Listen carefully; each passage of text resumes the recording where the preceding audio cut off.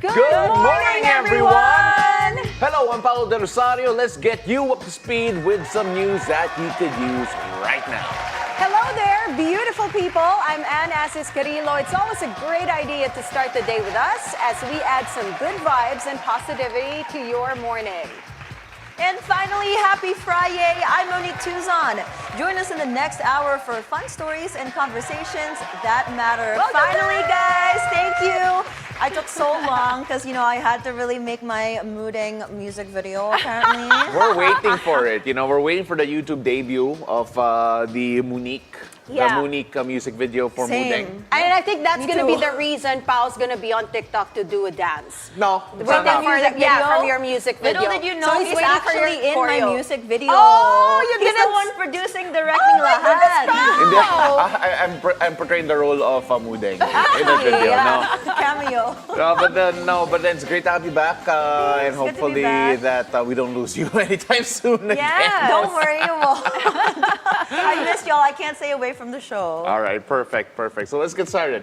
Yes, first up, let's check on the major roads in Metro Manila at this hour. Here is the situation along Commonwealth Avenue in Quezon City. On the left side of your screens are vehicles going to Sandigan Bayan. Still a breeze on that lane. Even the counterflow vehicles are still free-flowing at this time. Those are vehicles headed to UP Diliman or Quezon City Circle. Now, on the right side of your screens are vehicles headed to, yes, Quezon Memorial Circle. No problem yet as of this time.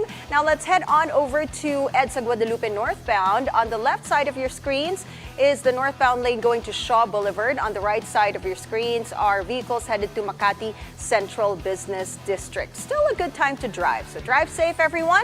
A reminder to motorists, the expanded vehicle number coding scheme is in full swing since it's a Friday. Vehicles with license plates ending in 9 and 0 should be off the road right about now until 10 a.m. and again from 5 p.m. to 8 p.m. From the roads to the skies, let's see if they're clear as well. Expect generally fair weather today as the country remains storm-free. Pagasa says the northeast monsoon is affecting the extreme northern Luzon, bringing cool weather and light rains to provinces under the region.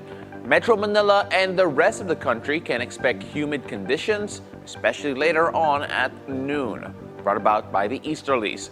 Despite these, Pagasa says we can expect some rains and thunderstorms later today. Tune into Weather HQ at 9 a.m. for more weather updates only here on the Bilyonaryo News Channel. Japan International Cooperation Agency, or JICA, commends Philippines' disaster response during the recent series of typhoons. On a meeting with President Bongbong Marcos at the Malacanang, JICA President Tanaka Akihiko said he wants to consult the Philippines on how it was able to keep the number of casualties down. Marcos responded, it's important to have modern technology, particularly early warning systems, to respond to the challenges brought by climate change. Japan and Philippines will work together to create an emergency warning broadcast system in the country. The Office of Civil Defense, or OCD, is pushing for the adoption of a centralized national 911 system in the country to ensure faster responses to crimes and disaster emergencies. OCD Administrator Ariel Nepomuceno stated this proposal resulted from a meeting with DILG Secretary John Vic Remulla after visiting typhoon-affected areas. If implemented, government agencies such as DOST, DILG, and DSWD will have designated roles in disaster response, with the OCD coordinating efforts to efficiently deliver aid to the public. Now, the death toll due to recent typhoons has risen to 12. According to the National Disaster Risk Reduction and Management Council, 16 individuals were reported injured, while 3 others are missing in the aftermath of typhoons Nika, Ophel, and Pepito. The damage to agriculture is pegged at over 29 billion pesos, while damage to infrastructure is estimated at over 2 billion pesos. Over 3 million people were affected with the recent string of typhoons. Good news in energy. Electricity in Luzon could be more stable with this newly launched Terra Solar project in Nueva Ecija. President Bongbong Marcos led the groundbreaking of the 200 billion peso project, which is considered the biggest solar and battery energy facility in the world. It has a peak capacity of 3,500 megawatts and can supply electricity to over 200 million households. According to Mr. Marcos, carbon emissions could go down by over 4 million tons a year due to the project. It's expected to be completed in 2027. This landmark project will put our country on the map as a leader in renewable energy. The impacts and advancements of this project are amongst those that we envisioned when I spoke about energy in my recent State of the Nation address. We are working towards a steady and reliable power supply that will meet the demands of today and continuously fuel our ambitions for tomorrow. Great news for sports fans. A stunning victory for Gilas Pilipinas in the second window of the FIBA Asia Cup qualifiers. The men's national basketball team beat New Zealand Thursday at the Mall of Asia Arena in Pasay City 93-89. Gilas Pilipinas ran like a well-oiled machine as they finally snapped a 4-game losing skid against the Tall Blacks that went all the way back to 2016. Naturalized star Justin Brownlee, reliable as always, 26 points, 19 rebounds, and 4 assists. While big man Kai Soto had a near triple-double, flirting with it with 19 points, 10 boards, and 7 dimes. Gilas Pilipinas a win away from securing a spot in next year's FIBA Asia Cup in Saudi Arabia. Up next, Hong Kong, this Sunday, November 24, still at the Mall of Asia Arena. And I had a chance to be able to do the pregame and the postgame of this, and I cannot tell you how excited we all were for all of this. Because again, anything history making, anything, Right. Yes. getting the first win of anything, it's such catharsis. My goodness. And being there to witness it yourself. I wasn't, My that's the goodness. annoying part. I wasn't there to witness Oh, it man. kasi nasa studio ako. So wala ako sa arena. I'm like, no. Live. Are you gonna be there in the next game? That is a very good question. I'll find out in the Anne next and few I days. should definitely come. We'll make you Bring pull us, it. bring Gilas, us. I know, Gilas please. against Hong Kong. Actually, if that might be your first free tickets. But no. Oh, yeah, there you go. Hindi kayo nakaka-concert. Pero baka Actually, we're gonna makaka-sports make kayo. you pull it. We'll be there. We'll see, we'll Because I see. want to see. I saw that the New Zealand team also did their haka dance, Yes, which they was did. really cool in front of. Yeah, the no, it's Philippine really team. interesting, that haka, because I was doing a lot of research for the game, and apparently the haka that they do, talking about New Zealand, for the basketball team is different from the rugby team. Because they mean different things. Because what the haka of the rugby team is called the kamate, which is a war chant. But then the haka of the Tall Blacks is tu haka, which means to stand tall. That's why it's a bit interesting. different. There's Yeah. a bit of variation because Yeah. normally the ones I see are the rugby ones, Yeah. and it's more. I don't know how you would say it, but It's more aggressive. It's more animated and aggressive. yeah. The basketball one was a bit on the chiller side. Yeah, so I mean, like, as chill as you can be with the For haka, the haka. right? But then, so Yeah. it was really interesting, and New Zealand were very gracious in defeat. They know that they still have a chance to get one back against the Philippines. The Philippines will be playing against New Zealand in Christchurch in New Zealand in the next coming months, in a little home and away thing. So let's see. But based on history, when the Philippines travels to New Zealand to play, parang nagiging home arena ng Pilipinas. Actually, there are a lot Yes, of Filipinos yes. in New Zealand, so Yeah. maybe that's the game we should go to. New Zealand, Thank here you, we Paolo. come. Okay, good luck na lang sa ticket doon, okay guys? You got plane tickets, you got the game tickets. Thank you, Papa P. Oh my goodness, that's just too tough. Well, speaking of tough, a bittersweet reunion for One Directioners like myself. Members of One Direction get together for Liam Payne's funeral service. Harry, Zayn, Niall, and Louis attended the church service held in Buckinghamshire, England. Payne tragically died in October after falling from the third floor of a hotel in Argentina. One Direction last performed as a 5-piece band in 2015 before Zayn pursued a solo career. Yeah, that's sad news, but of course, it's just great to see the boys back together for that moment. Wish we could have had them earlier, but then, their music will definitely I live was on. actually forever. there before they split up. I saw their concert. Oh, Really? lucky you. So- okay. Yeah. My One Directioner heart is aching. Is that the Backstreet Boys to you, or is it? No, okay, question. Backstreet Boys or NSYNC? Backstreet Boys. Backstreet, yeah. NSYNC. NSYNC for you? I'm an NSYNcer. Okay, now before we get into a big fight over here, one of all the all-time greats in tennis has taken his final bow. We examine the legacy of the King of Clay, Rafael Nadal, with tennis analyst Bea Fabregas-Ramos. When we return, you're watching It's a Beautiful Day on the Bilyonaryo News Channel.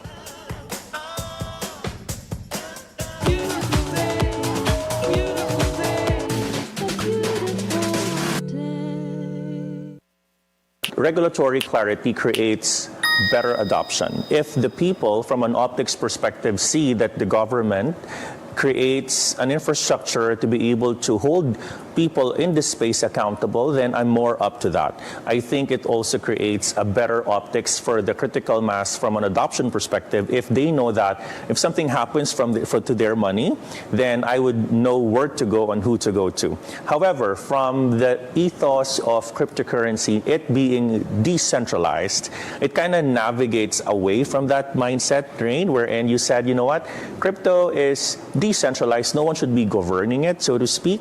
So I think there should be for regulation, but at the end of the day, we need to create the optics that there is something, it's still to be decentralized in a way that the people in the space are the ones making decisions in the way that how they would like to put their money in. And just in relation to that, I remember there's this congressman who also proposed for a potential taxation on digital assets. Most recently, if you're going to be, that question was also asked to me. I am more up to that. Again, taxation, regulation, the government's putting those infrastructures. I think it's the way to go, and that's going to be where more of the Web 2s can go to Web 3s. More of the traditional companies can go adopt crypto. But then again, as long as there's that finer line between putting those regulations in front of those participants, and I'm all up for it. Ginalaw po kasi yung CCTV. Do you do that in PAO? The upper chamber was invaded. You're putting me in a difficult spot. Well, I disagree with that. Hindi kami natutuwa sa Thought ganun. baka fake news. Laking problema nun. Naging klaro ho ba sa inyo? May Davao Death Squad o wala? There was an admission. Sinabi na niya yun. They went there with one mission. To kill. We ask the questions, we tackle the issues, we clarify matters, and we get on point. It has no authorization. We hope and pray that it will not rise. Thanks for having me here. An orchestrated By myself, basically. We always say that.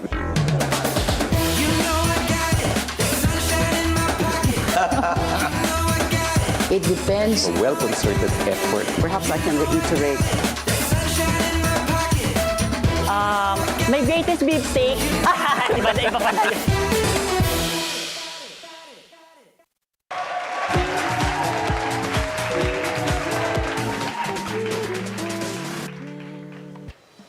Hey, welcome back. You're still watching It's a Beautiful Day. Now, the world of sports is celebrating one of the greatest athletes to ever pick up a tennis racket, Spanish superstar Rafael Nadal. The King of Clay bade farewell to the sport this week after his campaign at the Davis Cup. As a 22-time Grand Slam champion prepares for his second act, we examine the legacy of the one and only Rafa Nadal with tennis analyst Bea Fabregas-Ramos, who joins us live on the phone from Singapore. Good morning, Bea. Thank you very much for joining us. Morning, Pao. Morning, Monique and Anne. Thanks for having me. Nagulat ako sa picture that we're showing here of you. I cannot wait. You should have seen Paolo. He jumped up his seat when they showed your picture. What did you guys choose? Bea, you're going to find Maganda out. ka, girl. Maganda, Don't yes. worry. You look so Really beautiful. nice picture. Masyadong fierce, That shocked Bea. Pao. I Oh don't my think Paolo goodness. was ready for that. Lashes on point. Sobrang on point. Okay, You good. look like good. Miss Universe Philippines. All right, Bea.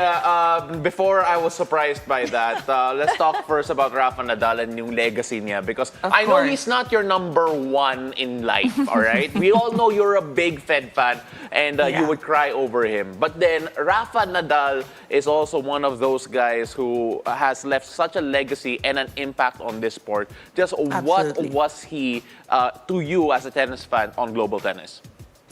I mean, it's honestly very, very weird, if I'm gonna be real, to see that this era has finally come to a close. I mean, I think it's been one of those very weird things that we knew as tennis fans as we were watching, the greats, Federer, Djokovic, Nadal, and Murray, all together and year after year after year, just dominating the sport. And we've kind of seen that, in the past few years, that we've seen Sinner, we've seen Alcaraz, and, it's like, okay, it's kind of creeping in on us, like it's coming to a close. And, we saw that Nadal was really trying to make everything work, and he would take breaks and choose his tournaments. Obviously, Roland Garros, everybody kind of knew that was the last one. So it feels very strange that this has, that we've been through the 20+ years of their career. It's impossible to actually describe the legacy, because it's touched millions of fans, I mean, Nadal is he's known for so many things, but I think for me personally, it's that fight. Just from start to finish, it does not matter, what the score is. Obviously, he's dominated so many moments, but it's just how that he loves the sport so much, and how he's been able to maintain that consistency on the court, whether it was his first year on the tour or his last year on the tour. Parang ano talaga siya, all out from start to finish, and I think that's so inspiring, and it kind of trickles down to whether you play tennis or not. If you watch the man, you will be inspired. Siya yung nagpauso ng sleeveless shirts when he started playing, and those arms definitely got a lot of people going to the gym. Pero, Bea, you listed down 5 moments from his career. We're going to start off first with the fact that he was the king of clay, Roland Garros. Just 14 French Open titles. Why was that your number 5 as we bring up your list in just a bit? Well, first of all, no particular order. Again, it's been like, I think he turned pro in 2001. So it's been it's an amazing career. But I remember listening to a podcast. I was listening to Andy Roddick talk about Nadal. And, this is Andy Roddick, a US Open champion, talking about just how difficult it is to play Nadal on clay. Yeah. Literally, like, you're nervous trying to return that serve. And, for me, I'm just like, for him to say that, it was just such a wonderful kind of like peek into the game and understand how dominant he has been on this court. I mean, 14 times is just like, it's ridiculous. Like, you can't even count it with both your hands, right? So I just, unfortunately, I never got to watch him there live. I'm sure he's going to be part of the game still, just how kind of like Federer, pops in every now and then because they love the sport so much. But I think it's a testament to his consistency and how he just was basically unbeatable on that court. If it wasn't for injury, if he was 100% healthy, you're trembling. You're trembling if you're on the other side of the court in Roland Garros. So yeah, you gotta be like, wow, 14. I mean, I think even the Instagram page of Roland Garros is very emotional. If you check out their Instagram page, I think the social media manager is crying because they love him so much. No, that's true. Mo, we were talking a bit a while ago just about how sports icons in general, they just don't never leave us. And kasi for Bea, you have to understand that si Roger Federer is her guy. Right. Now, the big divide, Rafa versus Fed. She connected it actually with her number 4 item here. And it looks like him being able to come in for the retirement match of Federer and play a double. So why is this very biased choice on your list, Bea? Okay, no. First of all, let me explain. I honestly, you know what? I really feel like there's never going to be anything like Fedal ever again because 2 greats, 2 rivals, 2 friends. So it was kind of refreshing to see how they were so amazing off the court, how they were comforting each other during ceremonies, whether who won. And then, on the court, it's like this battle. Of course, we know that Federer is a little older, so I think the rivalry really kind of, when it comes to like batchmates, diba? Djokovic talaga yung batchmate ni Nadal. But I think it's because Nadal came onto the tour young and, just with all that energy, guns blazing, let's go. And so Federer was on top of his game. And and Federer has said it many times that he knew that he was like, okay, there's trouble around the corner once he started playing Nadal. And I think I just have to mention, that Nadal making it to Federer's retirement and playing the last match of Federer was a doubles match with Nadal. I mean, can you imagine, like, that's how he wanted to end his career? Yeah. With Nadal right next to him, they were sobbing, they were holding hands, like we were all sobbing with him. And, Ellie Goulding was singing her heart out. Like, it was just like such an iconic moment. Every time I hear that song, I cry. And, I think if I'm not mistaken, I think Nadal's wife was about to give birth. Yeah. So I mean, we all know family is everything, and it just kind of puts it into perspective how much Federer means to Nadal. And so he wanted to be there, and I think as tennis fans, it was just such a powerful moment. And you can see that you can be great, but you can also be a really good person at the same time. You know what I mean? Yeah. So it was just a wonderful moment, and that's definitely in my, my list, my bias list. Bias list. Pero Bea, the bromance obviously is there. I don't think it'll ever die. That's one thing that will never. I think it's end. the cutest thing ever. But talk about legacy. He never just played for himself, because Anne, his Olympic record also was something here and for that's Spain. actually on Bea's list at number 3, Bea, Nadal in Paris for the Olympics. Rafa Nadal is, of course, a 2-time Olympic gold medalist. Why is this on your list? I think this last one was pretty. I mean, I just, obviously Roland Garros, him holding that, the torch and everything. It was, again, one of those moments in sports history during the ceremony where he wasn't playing tennis, but like everybody could just feel his impact. You know what I mean? And we saw those photos, and it's giving me goosebumps right now as I'm thinking about it, because I think that's the beauty of sports. It's yes, it's a game, but it goes beyond that. And Nadal, we don't even have to. I was gonna save this for later, but like when we're talking about influence, we don't have to go far. I mean, our very own Alex Ayala is a product of Rafael Nadal's academy, and you know what I mean. And so the Olympics, inspiring, getting kids to pick up a racket, getting kids to play sports. It's just I'm really glad that that he was still playing, and I think sinadya niya talaga to make it for the Olympics, diba? He's like, I'm gonna be there, we know that it's been difficult, injury wise, but he was like, I need to play this, one last time. And so I think there's so much to say, and that was just one of the really good moments for me. Bea, in the interest of time, we're going to combine your last 2 items here, because you mentioned 2 specific years in his career. 2022, later on in his career, obviously he had such an impressive campaign. And also you mentioned Wimbledon 2008. Now that's definitely not clay. All right, but then that specific tournament was special for sure. So why those 2 particular years? Okay, I'm gonna add one more, right? Okay, so go. Wimbledon 2008, he beat Federer. Okay, broke your heart, but go on. In 2022, he beat Djokovic, and then the last one I'm gonna add actually is the 2012 match where he lost to Djokovic. So I'll just go really quickly. The match where he lost to Djokovic in the Australian Open, I think that's one of the longest. I think that maybe, correct me if I'm wrong, but it was one of the longest tennis matches in history. Yeah. In 2012, it was like 6 hours, and I think it's just seeing him lose something so heartbreaking.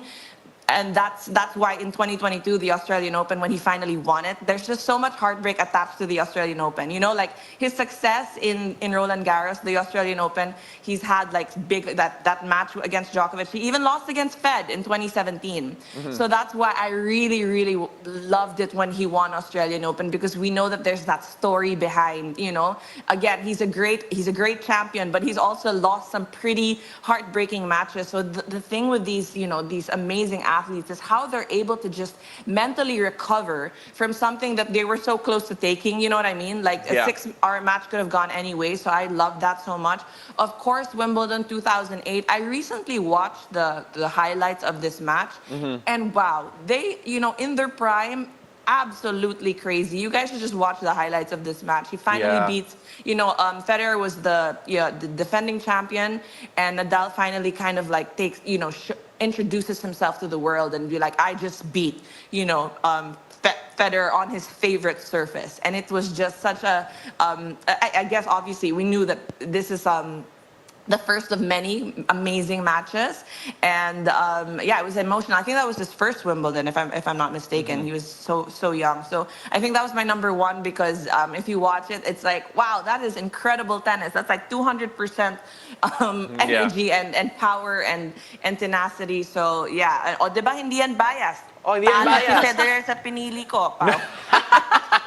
No, Bea, this is going to be my last question for you for today. You've mentioned like the greats of the greats, Andy Roddick. I've also seen celebrities on social media like Trevor Noah. They've mentioned how sad they are that Nadal's leaving tennis. But for you, in 3 words, how would you describe Nadal's career and legacy? 3 words lang. Oh gosh, You Nadal. got this. Hirap, That's parang my test. challenge for you this morning. 3 words. Okay. I would say I have to go with Dun, dun, dun. that spin. The spin, obviously, he's known for that. Yeah. Power, and we'll add in the superstition. Spin, power, and You know, 'cause- superstition. Okay. Yeah, he has those those very very unique pre-game rituals Yeah. that makes him who he is, and it was just wonderful to see it consistently throughout his career. So that one's not so serious, but I think I love him. You know, before I go, I know that I'm a Fed fan, but I think as a tennis fan, you need to appreciate every single moment you have with these greats. Like even Djokovic, every time he steps on the court, I'm like, you know what? Wow, we are blessed to see this man play, and that's how I felt with Nadal. You know, even if I was rooting for Fed when he would play, I just knew that we were treated to something special, and it's weird it's weird that Fed and Nadal are no longer on the tour. But yeah, we're getting old. I know. You had to bring up age, Bea.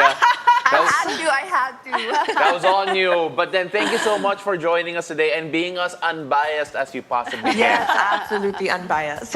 No, thank you so much. It's always a pleasure to talk tennis and to talk to you guys. Thank you. Thank you so much. That's Bea Fabregas-Ramos joining us live on the phone from Singapore. Now up ahead, guys, we will talk about mental health matters this time. An uptick of ADHD-related videos on TikTok causes concern, and find out what short-form video addiction could do to our minds. Keep it here on the Bilyonaryo News Channel.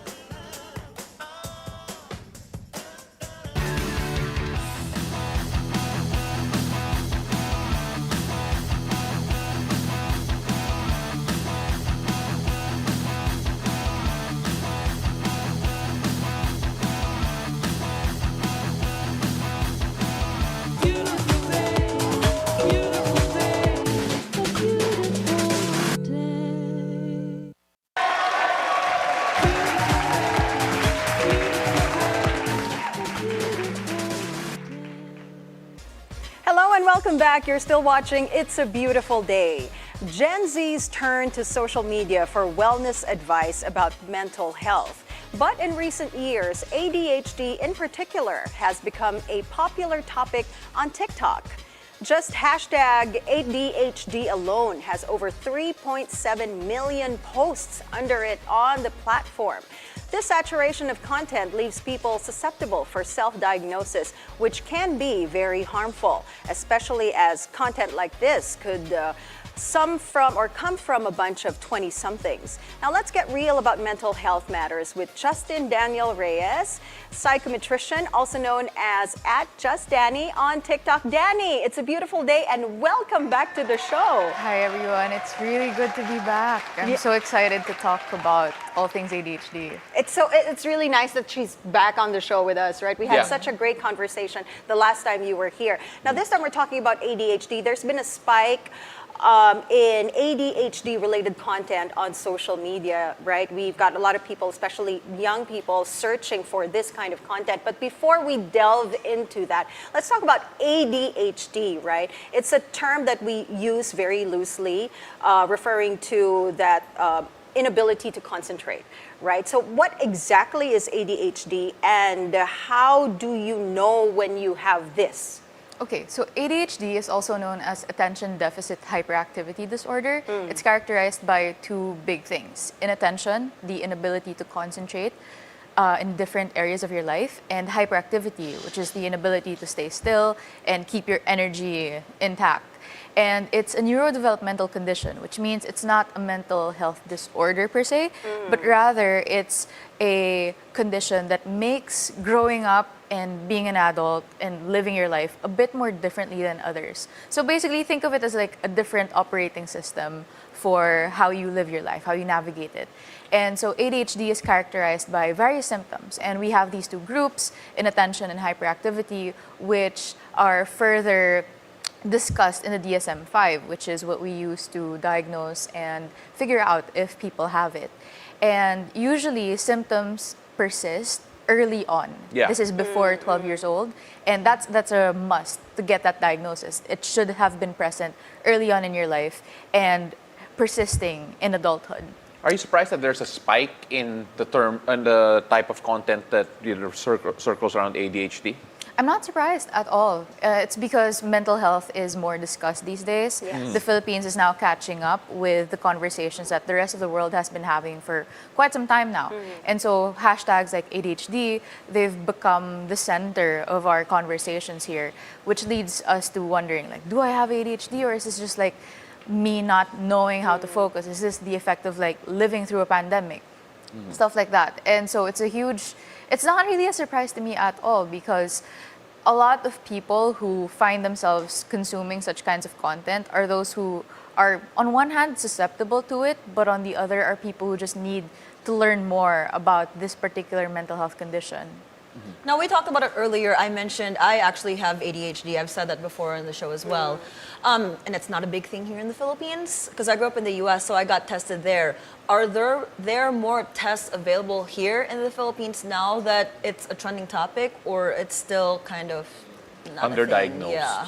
It's more popular now. I wouldn't say that we're behind in terms of like testing and assessment. It's just become more popular now. People are just more aware that this is a thing. You can get tested, you can get assessed, you can see a mental health professional and figure out whether you have ADHD or not. The problem is accessibility.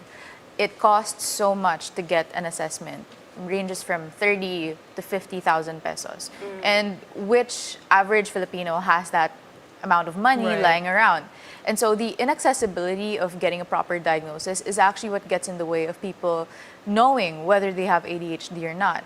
And mental health professionals, their consultation fees are also expensive and inaccessible to the Filipino masses. So it's still vague for a lot of Filipinos as to whether ADHD has it always been there, or is it just a problem of accessibility? And normally it's not covered by health insurance here in the Philippines, right? Yeah. So that's also you another issue. You mentioned the word proper diagnosis. A lot of people would go online and self-diagnose. WebMD. The WebMD, pero ngayon TikTok. You can go go on TikTok. TikTok and then type in what you think you have, and then sometimes they can just relate themselves to the symptoms. How dangerous is that prospect, the self-diagnosis of anything?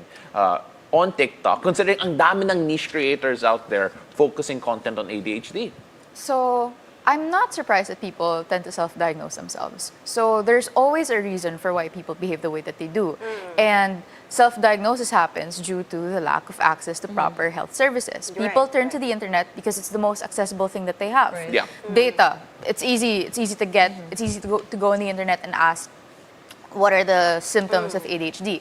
And now that TikTok is very popular among young people, that's now their Google search bar. Like Gen Zs actually search on TikTok first before resorting to Google. Yeah. And so that's where it becomes a problem, because not everybody on TikTok are people who are professionals, people who have experience in the field. Right. Not everyone is certified to hand out such information. And so a lot of individuals, young people especially, fall victim to the idea that, okay, if I have checked out like maybe 2 to 3 symptoms in the last week or so, I have it. But in reality, if you consult a mental health professional for ADHD alone, you need to have had at least 6 symptoms for adults, for 17-year-olds onwards, in the last 6 months, and 5 or more symptoms if you are under the age of 17, persisting in the last 6 months. And this should show up in different settings as well, not just in your academics, not just in your professional work, but it should be obvious that there's such an interference in your day-to-day life. So I think social media users need to be more critical with the way that they consume such information and not just jump to the conclusion that, hey, I have this. Yeah. So Right. you have to be really careful with interacting with the content that you see. Yeah, you know, Anne, that reminds me of, she mentioned that the Gen Z right now refer to TikTok as their source of knowledge Yeah, and source of yeah. information. Nalala ko, the other generations, my generation would say we'd Google. Google, I yes. googled everything. I still do. You still do, right? Yeah. And there's a Google generation University. right after us, Mo and I at the very least, who would go to YouTube first. YouTube University. Yeah, YouTube University. And then there's Okay, also a okay. generation before us naman, Yeah. na diretso sa library, encyclopedia, Dewey Decimal. We used to do that. Yeah, do you all actually. remember? Yeah, encyclopedia. Yeah. Yeah. We used to write reports in our thesis and stuff with encyclopedia. But now everybody's on social media, everybody's on TikTok, and you know, it's kind of like reprogrammed the minds of the younger generation, right? And this is really happening. I have a friend who works in music in recording company. She works for PR for a recording company, and she has observed this, that the younger generation have shorter attention spans and they don't really want to listen to the whole song anymore. So they got used to like these short format, is that how you call it? Short format form. videos, short form videos, there you go. They got so used to that they don't really want to like listen to long songs anymore. So it's kind of hard to promote the songs now, right? But how would you know if your attention span was just, you know, rewired or fried by these short-term videos, or you really have ADHD? So as I mentioned earlier, you have to see it in at least two settings, at home, at school, at work. And it has to be a consistent lack of concentration. It's not just, okay, I'm bored, that's it. Okay. Yeah. There are okay. a lot of other symptoms that we have to take into account, and there's a number of symptoms that we also have to look out for. And so, for instance, when we say a person might be susceptible to ADHD, it's not just the inability to concentrate. They may fidget a lot. They may find it difficult to not interrupt during conversation. It may be hard for them to hold jobs because of the whole 9-to-5 concept. Is very difficult and challenging for people with ADHD because they crave variety, and it's so easy for them to feel bored and to feel disconnected from their work when they're not moving around that much. So it's always ideal to ask a mental health professional first, to get assessed, to see a professional if you could, and really have that conversation with them as to whether it is ADHD that's a problem for you, or if it's probably something else. Yeah, you know, we're looking at a definition here coming from the National Institute of Mental Health with regards to ADHD. And I think a big portion of it, and a lot of people don't necessarily pay attention to, is the fact that hyperactivity is a big part of it. A lot of people think, oh, you can't concentrate, you have the attention deficiency. But that hyperactivity part, just what does that mean? How does that contribute to ADHD? With regard to the symptoms that do come out and what you should consider when you're diagnosing So ADHD. backstage, I was talking to Monique about how ADHD used to be a very gendered condition. It's like even here in the Philippines, where we have traditional mental health professionals, a lot of them don't really consider ADHD as a possible diagnosis among women because okay. it's always been known to be a condition among young boys. And so the whole idea of ADHD has been shaped around studies of young boys, and hyperactivity is more obvious among men. Right. Okay. Like not being able to stay around, fidgeting a lot, moving around, keeping it hard to stay still. Those are signs of hyperactivity. In adulthood, it manifests as restlessness. So if you find yourself all of a sudden having that spike of energy at 2 a.m, wanting to clean your whole house, wanting to get it together, that may be a potential sign among adults that hyperactivity can be a cause for concern. Yeah, like I still struggle because I have ADHD and I still struggle with that. And I opted not to take the medications for personal reasons. What are some other ways for our viewers who do think they have ADHD, how to cope with it? What would you recommend? That's a very good question, because when it comes to neurodevelopmental conditions, it's really ideal that we consult professionals and figure out what the proper treatment plan is. Right. However, with the growing inaccessibility of mental health care in the Philippines, we have to first resort to coping strategies alone. And this includes lessening your time on social media. I think when it comes to being impulsive or the lack of concentration, it's so important that you get to practice lengthening that again, bringing back the ability to stay put, to like pay attention to a song for like 2 minutes and not just stay present for only 7 seconds. Because did you know on social media, like on TikTok, they have this whole marketing strategy that for your TikTok video to go viral, or It has for to be short. you need to hook your audience Yeah. 7 seconds in. Yeah. Because If you don't- that's how yeah. long people watch your video before they scroll. Yeah. I thought that's- nga shorter. I thought 3 to 4 seconds long. Eh. it's actually 7 seconds. It could Okay. be shorter if we don't Yeah. do anything about it. Okay. And so it's important that we get to practice really concentrating again. Mindfulness practices can be of help, like living in the present moment and really finding activities that you genuinely enjoy and like really committing to it. Also, having friends who hold you accountable to like really follow through with your plans. These are ways in which we could possibly cope with these ADHD symptoms. What's the biggest myth from ADHD that we need to get rid of? Because a while ago we were just talking about the consequences of the short form video addiction. You talked about that extensively. But then when it comes to the myth of ADHD that some people feel is there, what is the biggest one you feel that we need to dispel? I think right now it's having too many hobbies. I think in the pandemic, we all jumped from one hobby to another, like Yes. making dalgona coffee, jump rope, Banana bread. all that. Yeah, like all these little activities. Making your own sour bread. Yeah. So a lot Everyone's of people gotten tend into to baking. assume that if you have many hobbies, you have ADHD because like your attention span is Yeah. everywhere. Uh-oh. But it's not just that. It's not that simplistic. Rather, it could be ADHD if you find yourself investing resources in these hobbies and you're not able to finish them right away. Or like you set them aside, you suddenly forget them, and then you realize upon cleaning months later that, oh, I didn't realize I bought a crochet kit and I Oh my never God, used that it. is so me. Self-diagnosing already.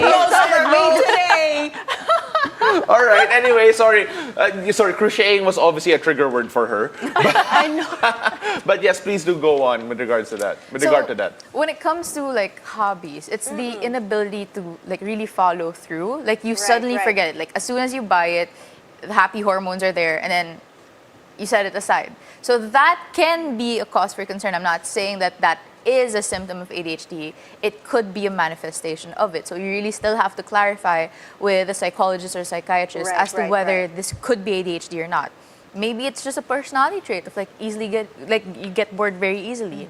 So these are things that we have to really think through and not just simply jump into conclusions that okay, this is ADHD. Everything is ADHD now. So we have to be really careful throwing that word around. Yeah, Danny, because of that, she's gonna come into our next show wearing a scarf that she crocheted herself.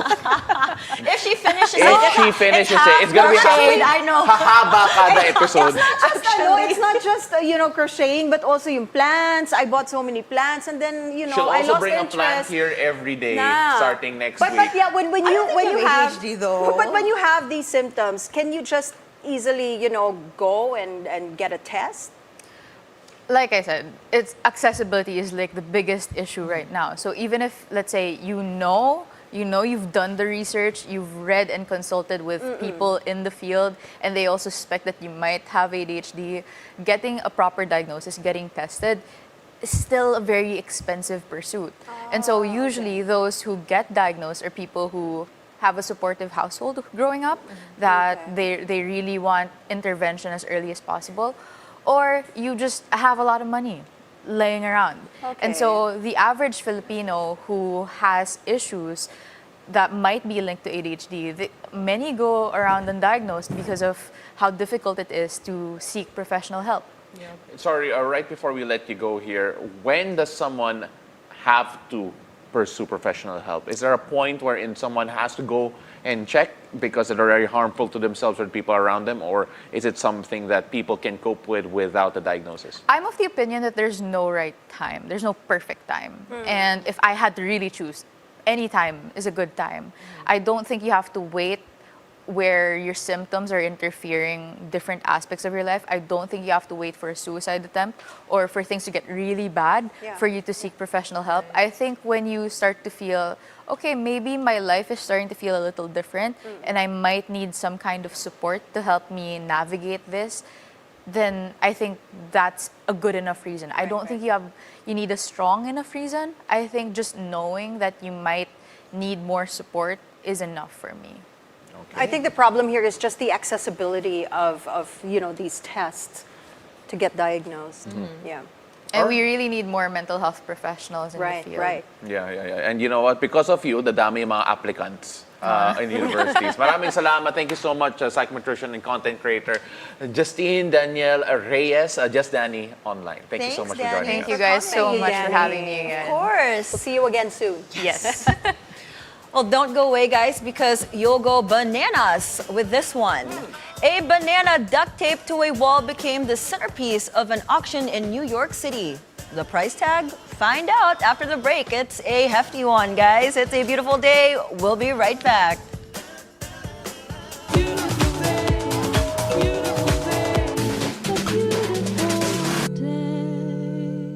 Get the latest on the economy and the financial markets. We got a really big push during the pandemic, but since then, how has it been? Now, fundamentally, and given the anticipated rate cuts, where do you see the PSE index headed if either Trump or Harris win? Down to each basis point. 12.75 billion peso deal to modernize the Lagundingan International Airport, a move that's expected to boost Mindanao's economy. Basis Points with Mikey Orel. Weekdays, 9:30 a.m. on BNC. Sa Valenzuela City, sinisemento na ng magkakapatid na Gatchalian ang kanilang posisyong politikal. Si incumbent Mayor Wesley o Wes Gatchalian muling tatakbong mayor para sa kanyang ikalawang termino. Hahamunin si Wes ng independent candidate na si Benjamin de Los Angeles, 69 years old na taga-barangay Karuhatan. Wala ring gaanong impormasyon tungkol sa kanya maging sa dokumentong isinumiti niya sa COMELEC. At sa unang pagkakataon, sasabak na rin sa politika ang isa pang kapatid, si Kenneth Gatchalian, bilang kongresista ng 1st District. Si Kenneth ngayon ang presidente ng Welex Group Incorporated, lupon ng mga kumpanyang pag-aari ng mga Gatchalian. Kung papalarin si Kenneth sa eleksyon sa Mayo, 4 na silang nasa politika. Si Mayor Wes, ang panganay na si Sherwin Owen na mananatiling senador hanggang 2028 at si Rexlon o Rex na mananatili sa gabinete ng Administrasyong Marcos bilang Department of Social Welfare and Development Secretary. Base sa 2020 census, ang Valenzuela City ay meron lamang 714,978 na populasyon. 443,611 ang kanilang registered voters noong 2022. Matatagpuan sa Valenzuela City ang mga factory o pagawaan ng iba't ibang produkto at kumita ang lungsod ng 3.98 billion pesos noong 2023.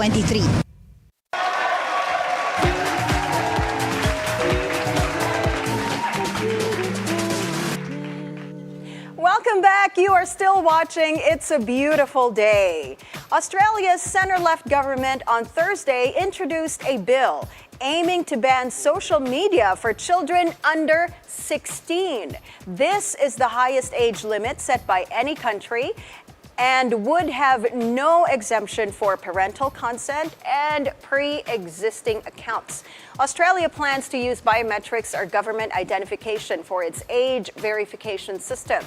Prime Minister Anthony Albanese is stern about the bill, saying though some kids might try to find workarounds, and I'm sure of that, social media companies should clean up their act. The proposed fines for social media platforms could go up to $32 million. The kids will find a way to get into social media. But I don't think, I remember back in the day, you had to have a certain age limit to even 18. have Facebook. I think it's 18. Twitter, back when Twitter was Twitter. Yeah, there's no Facebook pa nga. It was like Friendster before. Yeah, you had to have an age and limit. all that. Yeah, they but to be checked. fair, we were 10 and 11 and 12 and we had Friendster. I did not. 'Cause- I actually didn't. Okay. I didn't have Good girl. Thank You're you. such a good girl. Pero the age is usually 18 and up. Yeah. Yeah. I don't remember what the age limit was for Multiply, the blog site before. Oh my goodness, I had I don't Multiply. remember that. Did you have that? No, I did that's not. a very Filipino thing, I think. Yes, in actually. the Philippines. So it was like it was a blog that you could come up with, and it was basically the precursor to Friendster at one point. Okay. So yeah, but then and let's see if they're going to be successful. There's going to be biometrics involved, but then VPN is a thing, so you can. People are getting smarter and smarter. Yeah, people are getting smarter and smarter. So we'll see. We'll see what happens with regard to that, because that's going to be really difficult to Yeah, implement. we'll see. I mean, maybe the whole world will follow suit. It's going to be afterwards if it helpful. works. I think it's going to be helpful, but it'll be hard to implement. Yeah, and some people would argue that it actually stops income. Right. Yes. Well, we'll see. Anyway, my girl, Gwen Stefani, once said, this ish, I'm not going to say the bad word, is bananas. B-A-N-A-N-A-S. Because you won't believe this. A banana duct taped to a wall has become one of the priciest artworks ever sold. The piece fetched at an astonishing $6.2 million at a Sotheby's auction in New York City. Initially estimated to sell for $1 million, the banana sparked fierce competition among 7 bidders. The winning collector, a Chinese entrepreneur and founder of the Tron cryptocurrency platform, took home this quirky masterpiece. Why though? Why? I wonder how good that banana tastes. What, is that lakatan? Dapat saba? I don't think you're supposed to eat that. You're I'm just gonna make display one. I'm it. gonna duct tape a saba. That's the Filipino masterpiece. One of the reasons why what they were selling was not just they were selling the whole installation, right? So it's what angle the duct tape is, what type of banana, where the lighting and every little part of it. That's what's on But what auction. if the banana, it's gonna get, It's gonna get black. I do not know. Mabubulok siya. Yeah, I do not know if that is a waxed banana. I don't know how long it's there. I think it's a real banana. No, they I think duct it's a real taped it. banana. Yeah, it is a real banana. You know what? And any 3-year-old can do that. Uy, grabe yung ROI ng, what is it, the artist? The And then artist just is a buy banana and a duct duct tape. tape. Okay, it's Yes. amazing. But you know what? It is art. We're talking about it. We're talking about it. We're not gonna forget about It's really it. crazy. Unforgettable. It's unforgettable, and it's just something. It reminds me of how some people thought that Banksy's artwork, the street artwork, wasn't I really love art. Banksy. It was really graffiti. This could be something else too in the future. I mean, Mas I okay will pa say- nga yun, mas may effort eh. Yung taping a banana to a wall. Now is it's gonna be like crazy. you'll see different fruits tape Yeah, everywhere. You know what? We'll see. We'll see what happens. I can't wait to see one live though, in a I museum. got you guys. Right? Baka I'll be the next fruit artist. You're the Baka next kayo street dyan. artist. Let's see how many millions yours will sell for. All right, that will do it for today. But folks, remember, you can actually gift your family fruit artwork in 33 days because it's 33 days before Christmas. And of course, we are excited. Uy, 33. Ayun. 33 kanina, days. 33 ngayon. Ayun, banana tape to a wall. Yun na lang gift ko sa inyo. Oo, hindi. I'll go one step further. Banana bread tape to a wall. Sige, Para mas I'll maraming bake it and effort, tape diba? it to a wall. Yeah. Oo. Perfect. I can't wait. Yung mga Looking ginawa forward ni to Anne it. nung pandemic, apparently. That's what we're going to give out. But again, thank you so much for joining us this Friday, November 22nd. And for the rest of the week, thank you so much for joining us. And have a great weekend. I'm Paolo del Rosario. I'm Anne Asis-Carilo. Enjoy your weekend, guys. I hope the rest of your day will be filled with love, good vibes, and inspiration. I'm Monique Tuzon. We'll be back next week. Don't miss us too much over the weekend with stories and conversations that matter. Join us again Monday at 7 a.m. only here on It's a beautiful day.